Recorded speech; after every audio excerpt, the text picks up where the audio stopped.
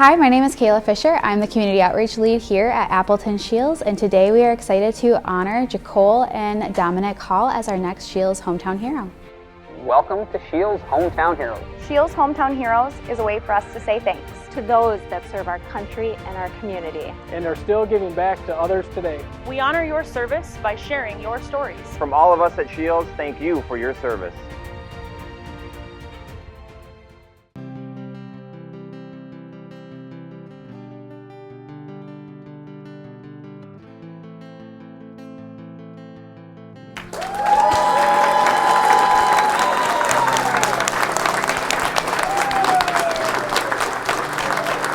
Hi guys, thanks for coming in. My name is Kayla, and American Hero Outdoors and Scheels are really excited and honored to honor you guys, your family, Dominic, your kids, as our next Scheels Hometown Hero. He was a humble guy. He was very intelligent and pretty intense. He was a very competitive individual.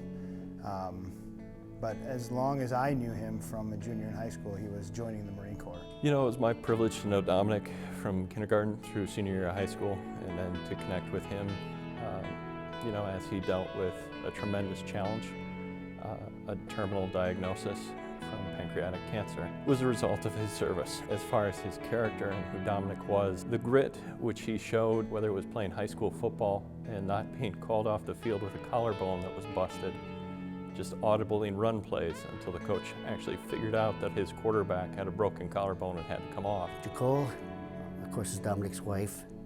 She's a great person. She's always positive all the time. Dominic and her started Vaspire 316. Former naval commander said, you know what, he might not have the title of captain on the team, but he's really the leader. Look at how they listen to him in the group. So we know that he had great leadership skills. And that's what I think he took with him when he went into the service. His time with the police department was relatively short. He would call me a mentor, which is kind of funny to me because I feel like I really learned a lot more from him than he did of me. But maybe he was talking strictly from a law enforcement perspective. Certainly would have been able to accomplish a whole lot more than I ever had, but his time was cut short, unfortunately. So kind of circling back, very proud of what he was part of, not of himself, but of the group of people that he surrounded himself with. They were able to bring me back by him, and at this point, he had already woken up. And I looked at him, and he smiled. And he said, "Hi, Mama." And I knew that he knew. And he knew that I knew at that moment, and he just said, "Everything's gonna be okay. How are you doing?" Like he, again, was just making sure that I was good before we talked about him. And I said, you know, I'm good. And then we held hands, and we didn't really have to say anything because we both knew. We both already knew. And so we just held hands in silence for a bit, and he said, "I'm just gonna rest." I said, "Okay." So he closed his eyes, and I called his mom. When you asked about Dominic's character, I also just wanted to read, this is like his journal. Obviously that he would just jot in some days, and in his writing, this says, "Today I go in to chemo after being told I have 6 to 12 months to live. I know it's going to be tough and really hard on my body. What an excellent opportunity to trust in God.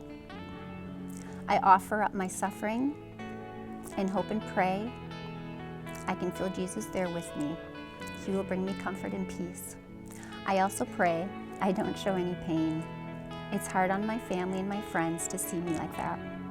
It's much easier to be in pain than to see loved ones hurt. But as always, blessed be God in all of his designs." And then he would say something, and he was the kind of person that when he said something, you listened. So he was just a great person, he was a great wife, and a great dad, an awesome son.